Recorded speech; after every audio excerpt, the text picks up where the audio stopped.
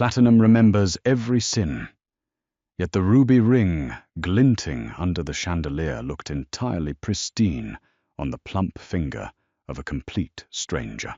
Boston's most ruthless crime syndicate leader stopped dead in his tracks.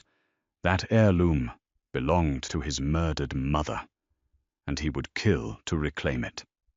Cassian Moretti did not attend charity galas to drink watered-down champagne or bid on overpriced weekend retreats to Martha's Vineyard. As the undisputed head of the Moretti crime family, his presence at the Goldfinch Hotel in downtown Boston was strictly business.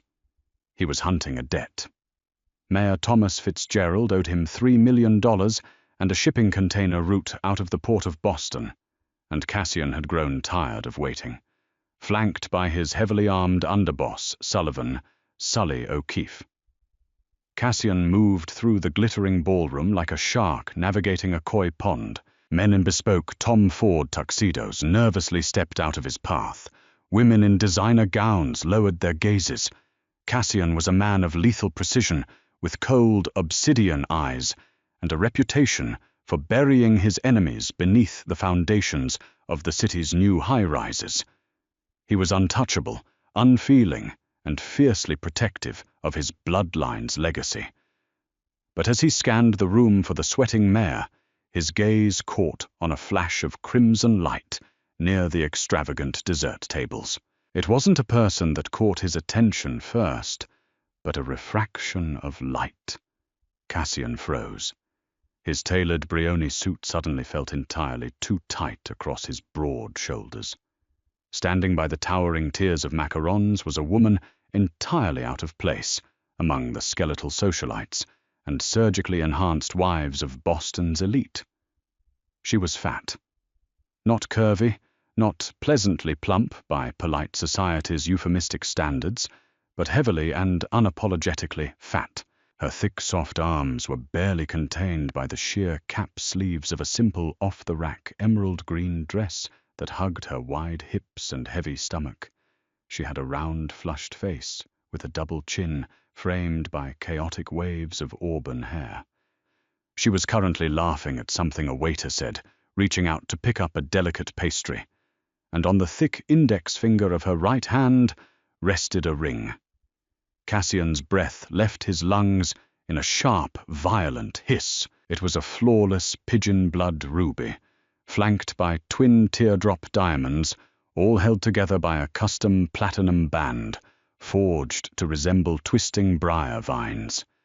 The Moretti matriarch ring, the very ring his mother Katerina had been wearing the night she was gunned down in an alleyway behind a North End restaurant 15 years ago, the ring that had been stripped from her lifeless hand by the killers. "Boss," Sully asked, noticing the sudden halt. "You see Fitzgerald?" Cassian didn't answer. His vision tunneled. The roaring chatter of the ballroom faded into a dull, rushing static. Every muscle in his body coiled with a dangerous, predatory tension. Without a word, he changed his trajectory, stalking directly toward the dessert table. Harper Quinn was just trying to survive the evening. As the head florist for Blooms and Briars, she had been conscripted into staying for the event to ensure the massive floral centerpieces didn't wilt under the hot stage lights. Her feet, crammed into sensible black flats, were screaming in agony, and the emerald dress she had bought on clearance at Macy's felt suffocatingly tight around her waist. She was exhausted, hungry, and entirely over the snide looks she'd been receiving from the wealthy, razor-thin guests all night.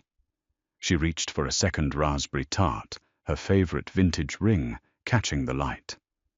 She loved the ring. It was gaudy and heavy, but it fit her thick finger perfectly, a rare find in a world where nothing vintage seemed made for big girls. Suddenly a shadow fell over her.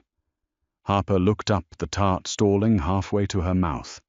The man standing before her was easily 6'3", built like a heavyweight fighter crammed into a $1,000 suit. His jaw was a harsh slash of granite, and his eyes were dark, violent, and fixated entirely on her right hand. "Excuse me," Harper said, her voice faltering slightly under his intense, terrifying scrutiny. "Are you in line for the—" Before she could finish the sentence, a massive, scarred hand shot out and gripped her wrist. Harper gasped, dropping the pastry. It shattered on the marble floor. "Hey, what are you doing? Let go of me!" Cassian ignored her protests. His grip was like a steel vice, bruising her soft flesh as he yanked her hand upward, bringing the ring inches from his face. His heart slammed violently against his ribs. There, hidden on the underside of the platinum band, was the microscopic engraving of the Moretti family crest, a wolf entwined in thorns. "Where did you get this?" Cassian's voice was a low, guttural rasp that sent a shiver of primal terror down Harper's heavy spine. I don't know what you're talking about. Let go of my arm, you're hurting me." Harper struggled, throwing her solid weight backward, trying to break his grip. She was a big woman, used to throwing 50-pound bags of soil around her greenhouse, but this man didn't even budge. He was immovable. "I said," Cassian snarled, leaning in so close she could smell mint-expensive scotch and the metallic tang of pure danger. "Where the fuck did you get this ring?" "Hey, buddy, back off the lady." A well-meaning security guard intervened, stepping up and placing a hand on Cassian's shoulder. Sully was there in a microsecond. The underboss didn't say a word. He simply grabbed the guard by the throat and slammed him face first into the dessert table. The sound of splintering wood and shattering plates echoed through the ballroom. Screams erupted. The string quartet stopped playing with a screech of bows. Harper's eyes widened in sheer horror. Her chest heaved, her heavy breasts rising and falling rapidly as panic seized her. She looked back at the man holding her wrist, realizing with a sickening drop in her stomach that this wasn't a misunderstanding. This was violence personified. "Sully, clear the back exit," Cassian ordered, his eyes never leaving Harper's terrified face. "We're leaving, and she's coming with us." "No help!" Harper screamed, thrashing wildly. She planted her feet, using every ounce of her mass to resist him, but Cassian merely shifted his grip, wrapped a heavy arm around her wide waist, and hoisted her off the floor as if she weighed no more than a child. The glittering ballroom blurred into a chaotic mess of screaming guests and running security as Boston's Deadliest Mafia boss carried her into the shadows. The air in the VIP office of The Obsidian, a high-end, heavily guarded nightclub in the Seaport district, was thick with cigar smoke and terror. Harper was shoved unceremoniously into a high-backed leather chair. She hit the seat hard, her breath knocking out of her lungs. She scrambled backward, pulling her knees up to her chest as much as her stomach would allow, trying to make her large frame as small as possible. Tears streamed down her flushed cheeks, ruining her minimal makeup. Cassian locked the heavy mahogany door behind them. The click sounded like a gunshot in the silent room. He turned slowly, shrugging off his suit jacket and tossing it over a leather sofa. He rolled up the sleeves of his black dress shirt, revealing forearms corded with muscle and crawling with dark, intricate tattoos. "I am going to ask you one more time," Cassian said, walking to a crystal decanter on his desk and pouring a glass of amber liquid. He didn't look at her, but the menace in his voice filled every corner of the room. "And if you lie to me, I will have Sully take you down to the meat lockers. Do you understand?" Harper trembled so violently, her teeth chattered. "I didn't steal it," she sobbed, clutching her right hand to her chest. "I swear to God I didn't steal it. Please just take it. You can have it." She desperately tugged at the ruby ring, trying to pull it over her swollen knuckle. But her fingers were puffy from the heat of the ballroom and the panic of the kidnapping. The thick platinum band wouldn't budge, digging painfully into her flesh. Cassian turned, taking a slow sip of his bourbon. He watched her struggle, For a fleeting second, an unfamiliar crack appeared in his icy demeanor. He was accustomed to dealing with hardened criminals, wire-thin assassins, and calculating politicians. The woman crying in his chair was none of those things. She was soft everywhere. Soft face, soft body, soft heart. She was a civilian entirely out of her depth, and her genuine terror was palpable. "Stop pulling at it! You'll break your finger," Cassian commanded, setting the glass down. He approached her, his heavy boots silent on the Persian rug. Harper flinched violently as he stopped in front of her. She squeezed her eyes shut, waiting for a blow. Instead, Cassian knelt in front of her. The sheer proximity of him was overwhelming. He reached out, surprisingly gentle, and took her trembling, chubby hand in his massive, calloused ones. He inspected the ring again, tracing the edge of the pigeon blood ruby with his thumb. "This ring belonged to Caterina Moretti," Cassian said softly, though the edge of murder was still present in his tone. "My mother. She was shot 3 times in the chest 15 years ago. The animals who did it took this off her body, so you are going to tell me exactly how it ended up on your finger, or we are going to have a very bloody problem." Harper's breath hitched. Moretti. She lived in Boston. She watched the news. Everyone knew who the Morettis were. They ran the docks, the unions, and the underground casinos. She had just been kidnapped by the head of the Mafia. My father." Harper stammered, tears spilling over her eyelashes and dripping down her double chin. "My father gave it to me." Cassian's eyes snapped up to meet hers. They were dead and black. "Name?" "Arthur," she choked out. "Arthur Quinn." Cassian's brow furrowed slightly. He stood up, towering over her again, and pulled a sleek smartphone from his pocket. He pressed a button and put it to his ear. "Sully, run a name for me. Arthur Quinn. I want everything known, associates' last known addresses, tax records. Give me 10 minutes." He hung up and looked back down at the terrified, heavy-set woman, trembling in his chair. "Who is Arthur Quinn? What does he do?" He's nobody," Harper cried, wiping her nose with the back of her free hand. "He was a pawnbroker in Southie. He ran a junk shop on Dorchester Street. He died of a heart attack 6 months ago." "A pawnbroker," Cassian repeated flatly. "He left me a lockbox in his will." Harper explained the words, tumbling out of her in a desperate rush. "He and I weren't close. He was a drunk and he was always in debt. But the lawyer gave me a box, and this ring was inside it.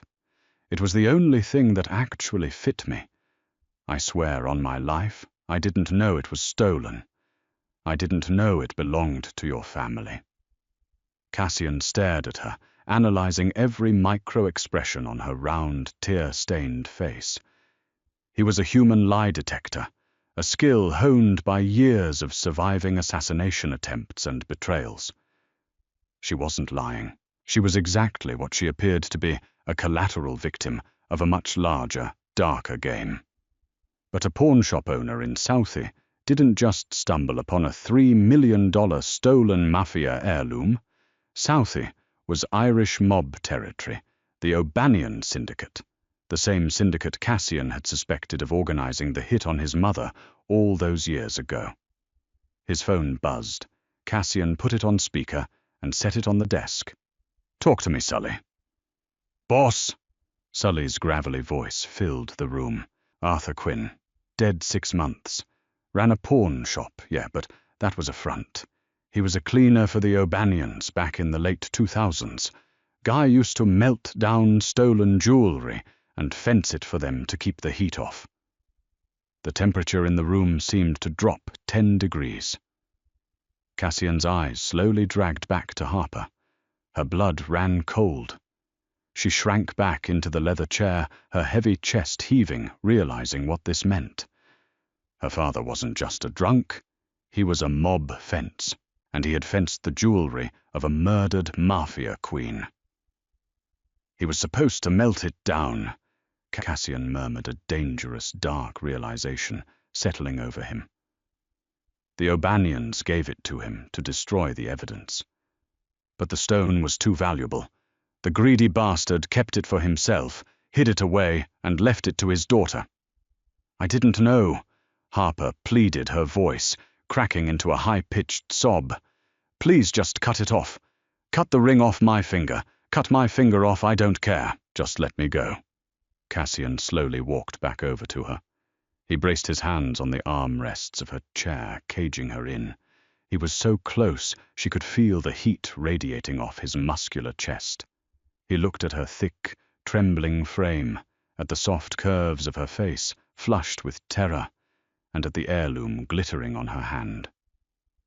I'm not going to cut your finger off, Harper, Cassian said, his voice dropping to a low, smooth baritone that was somehow more terrifying than his yelling. But I can't let you go either. Why? She whispered, completely paralyzed by his proximity. Because your father worked for the men who killed my mother, Cassian replied, his dark eyes locking onto hers with terrifying intensity. He kept records. Cleaners always do. If he left you this ring, he left you other things. Ledgers. Names. And until I find out exactly who pulled the trigger 15 years ago, Cassian reached down his thumb, brushing away a tear that had fallen onto her plump cheek. The touch was shockingly soft, a stark contrast to the violence in his eyes. You belong to me. The transition from a civilian florist to a mafia captive happened in a blur of tinted SUV windows and heavily armed escorts. Cassian Moretti did not lock Harper in a dungeon or a meat locker, as her panic-stricken mind had anticipated. Instead, she was driven to a sprawling, heavily fortified estate, nestled deep within the affluent woods of Weston.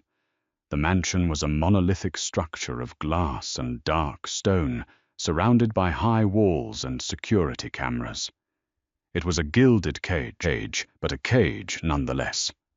For 2 days, Harper was confined to a guest suite larger than her entire apartment. She paced the imported hardwood floors, the heavy ruby ring still trapped on her swollen finger. She felt entirely displaced. Her soft, heavy body was a stark contrast to the sharp, minimalist edges of Cassian's world. She was given silk loungewear that miraculously fit her wide hips and heavy bust, perfectly a quiet testament to the fact that Cassian had sent someone to purchase a wardrobe specifically for her dimensions. It was an intimate, terrifying realization that he was paying such close attention to her body. On the 3rd night, the heavy oak door finally opened. Cassian stepped into the room, the scent of expensive sandalwood and impending violence entering with him. He was dressed in a black turtleneck and dark tactical pants, a leather shoulder holster housing a lethal-looking Beretta.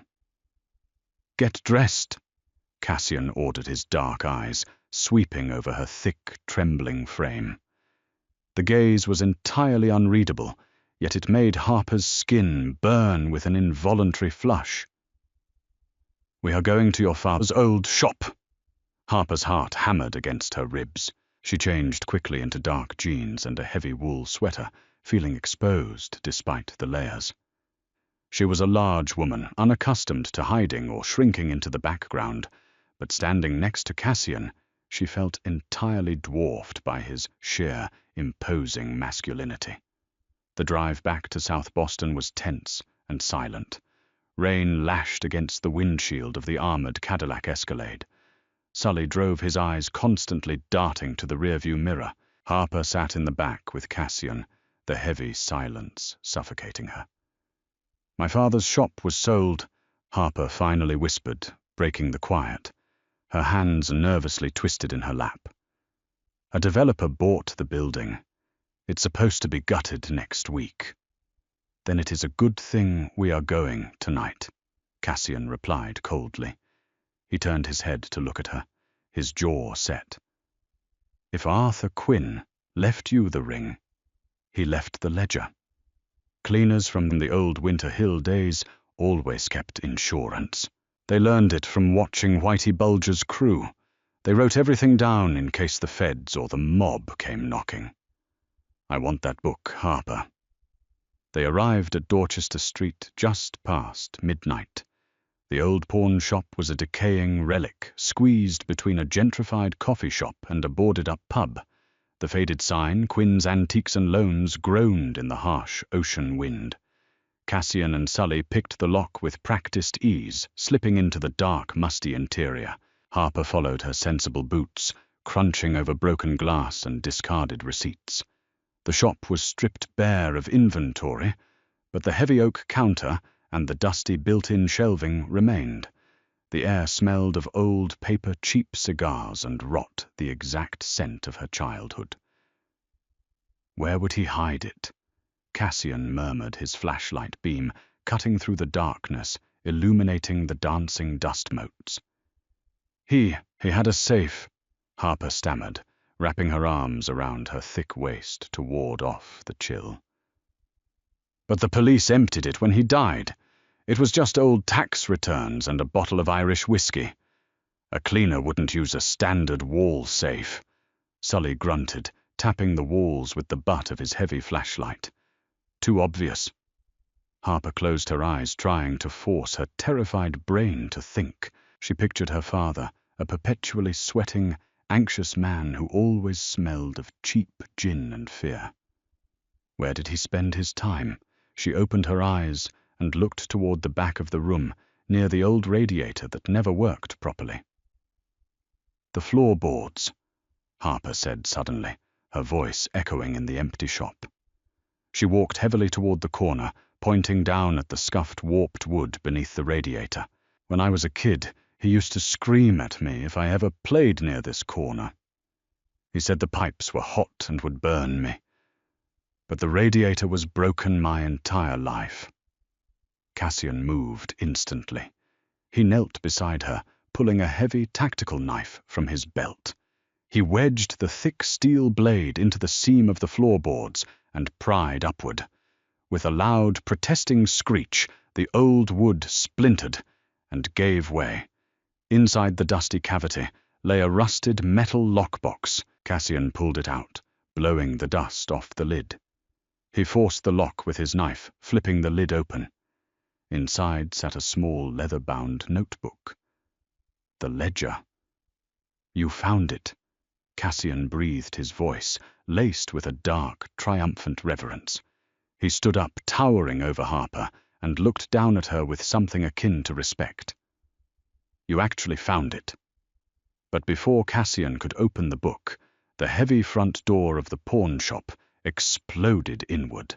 The deafening roar of a shotgun blast shattered the silence, blowing a hole the size of a dinner plate into the oak counter. Harper screamed, throwing her hands over her ears as wood splinters rained down. Down! Cassian roared. He didn't hesitate.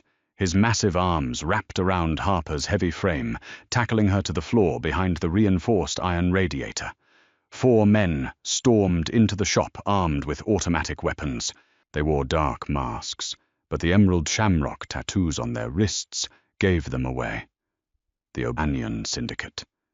Give up the book, Moretti, one of the gunmen shouted, unleashing a hail of bullets that tore through the drywall above their heads. Declan sends his regards. Harper squeezed her eyes shut, sobbing into the dusty floorboards, her heavy body quaking with primal terror.